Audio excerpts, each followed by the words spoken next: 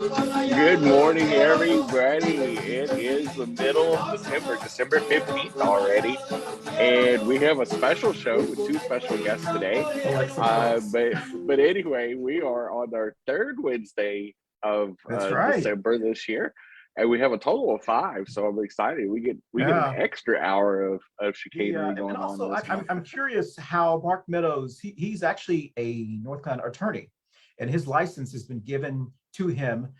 It's a privilege to have a license, a law license, and I think that the North Carolina bar should take his license away here in North Carolina. And other states have done that to people who have done these kind of things. And I think maybe he can get his license in Texas. All right? Who was Brown Jesus? This really triggered some people, and I say that because apparently, for many reasons, but one of our viewers who lives in Tennessee, the viewer's name I won't mention, but if you go to our Facebook page, you can tell us what did Jesus look like. That's kind of what we wanted to talk about. What did Jesus look like? And tell us what you know or what you think, and then Melba will let you jump in. Jesus, who is Jesus? Jesus is a Jewish man who comes from the region of Hagalil, the Galilee, in the northern portion of the land that we think about as what was Israel, Palestine this day. Jesus is from this portion of the land, which is the furthest northeastern portion of the Africa to him, and they needed someone to identify him, i.e., he looked like everybody else. Well, they looked at these skeletons, three skeletons, and they began to try to find the basic phenotypic features. What they said is that whoever Jesus was, if he was consistent with the Jewish phenotypes of the day, he was likely a short man, probably about 5'1" to 5'4" in height, had broad features, broad nose, dark eyes, because people from this region tend to have dark eyes, likely dark skin, which is traditional to people that live in this region. So from my complexion to perhaps Christian's complexion, somewhere in between there. And curly hair, probably short crop, curly brown hair. And this is sort of the image that has come out as the scientific reference for what as someone from the time of Jesus would have looked like. Now, had Jesus looked like the images that we traditionally see? Let's go back to the slave trade. I'm going to ruffle some feathers here because I'm going to say that the white Jesus and the white church have been the backbone of racism in this country for decades. Really does go to demonstrate. We chose to have a white Jesus. It works with our narrative, it works with our paradigm, and it makes it a whole lot easier to enslave African-American people. It makes it a whole lot easier to lock brown people in cages on our nation's border. It makes it a whole lot easier to participate in the sins and atrocities that we're doing at reservations across our nation. It'd be much harder to do this, much harder to completely disregard the Palestinians if the Jesus that we had on our stained glass windows looked more like the Palestinians in the refugee camps than others in that larger community. We have to recognize that there is strategic, political, and economic advantage that comes about because of this. I mean, I think especially what Dr. Sadler and Melba hit on was representation ultimately matters in a lot of different ways.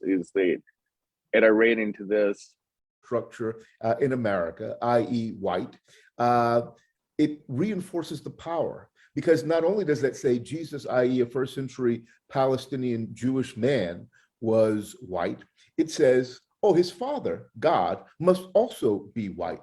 And to have a white God in a world that sanctifies whiteness reinforces the current power dynamics. And it makes it more difficult for Black and brown folk to feel equally human. And it skews our politics. This single image is able to impact the way that we view the world. Again, as I said before, it'd be difficult to hold the political stances that we do as Americans if we realize that Jesus looks more like the oppressed Black and brown people that we have policies that enforce than the white people that are in power. Yeah. It's difficult to call Africa the dark continent and then say, oh, that's where Jesus came from. Yep. Having a white Jesus Oh my facilitates the supremacist and oppressive systems of our nation. And we've got to begin to wake up to this and acknowledge it. And I mean, sometimes when I'm speaking on these issues in churches, one of the things I like to say is, why don't you just try to mix it up a little bit? Why don't you make bread for communion, make that brown for a while and see how people react to that and tell them a little bit about it. Take the images of quote unquote white Jesus off the walls and then put a couple of brown images up and see if this encourages some conversation. What does it mean? And usually you'll hear the conversation when you're talking about white Jesus. Oh, why does the image matter? It doesn't matter. It's perfectly fine. But then you put a brown Jesus on there, if he looks like he's like, and it matters. You'd be like, why does Jesus look like that? Huh? Yeah. What happened to What we got Jesus? to understand about Jesus, Jesus didn't go to those people. He was one of those people. He didn't go to the poor. He was poor. He didn't have compassion for people that faced the violence of Rome. He faced the violence of Rome. He understood refugees. He was a refugee. Unlike us, he's not going to see those people. He was among them because he was one of them. And all of that has to be associated with who Jesus really was and his skin tones and his color, everything about him. If we're going to truly know Jesus, we've got to know that about him. He speaks from experience. Was why do we have the freeway that goes to the airport, the so-called international airport, where everyone is supposed to feel welcome once they land and come into a welcoming open city named after Billy Graham? Can we just name another street and maybe name that Freedom Parkway or something more accepted, especially with his crazy son Franklin Graham, in the news all the time?